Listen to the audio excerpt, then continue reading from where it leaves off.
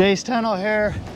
We just had a storm surge that came up after a tropical system in the Gulf of Mexico. And I wanted to show y'all what happens from a storm surge that comes up. Now look at all these. See how these are all gray sea stars? That is just a fraction of what's out here. There's literally thousands of these around. So let me pick the camera up and I'm gonna turn it around so that y'all can see what I'm talking about. Now the sun is just coming up, which is when you got to get out here if you want to be able to find some stuff. But just looking around here, I don't know if you can see all of these sea stars, but it goes on and on as far as you can see. And then same with this way, as far as you can see. And there's a lot of marine debris too. You know, there's like rope, a lot of plastic materials that's washing up, but then there's a lot of shells and stuff too. So let's walk around here and see what we can find. Shark's eye, moon snail. Look at the size of that thing. That's huge. Lightning whelks. There's a lot of lightning whelks. This one's actually pretty small, but there's some good sized ones that I found already. So arc clam, actually that one might still be alive. Doesn't smell, but it's closed up, and so maybe I'll throw that one back in. Acorn barnacles, sawtooth pin shells. There's lots of these out here, scattered all around. Now look, we could just walk along here. There's more. See all the sea stars, a lot of cockles. A lot of cockles. Ooh, look at this one. Ooh, what is that? An oyster. Nice. Oh, that one was alive. It's got the muscle tissue still in there. Sea whip, soft coral, a ton of these. And I would estimate about 2 to 3 feet of sand was eroded from the beach from this storm.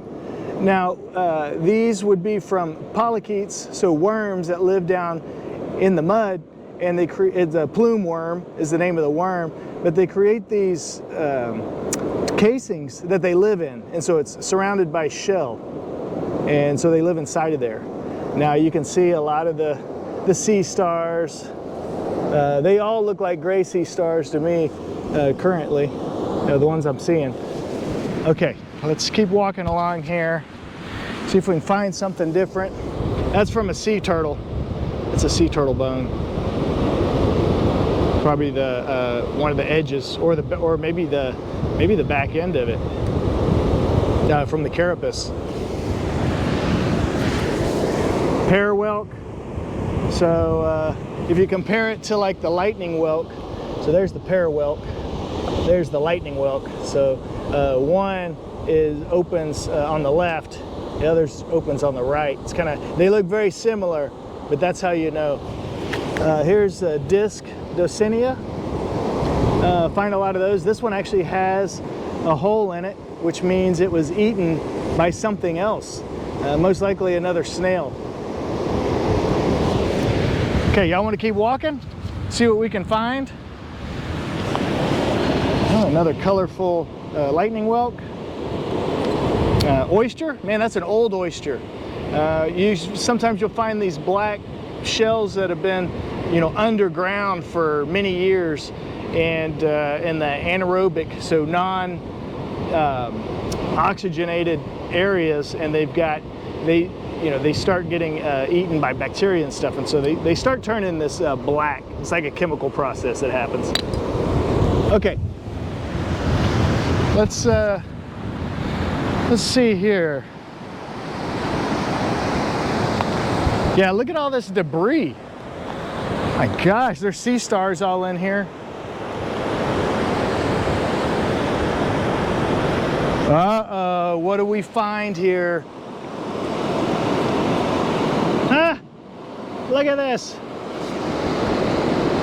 Awesome.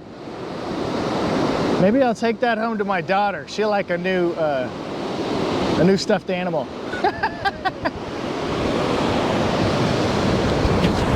Okay.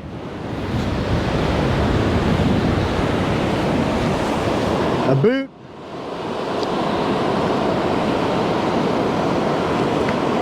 Carhartt, hey, free advertisement there. Okay, y'all probably like to see shells instead, huh? Let's see.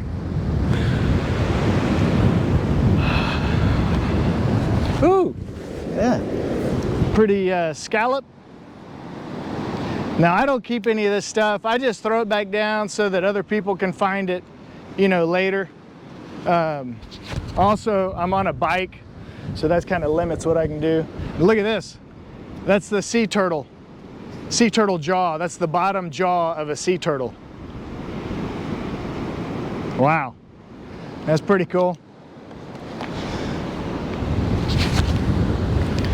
Whoa, whoa, ho, ho, ho, ho. Look at that.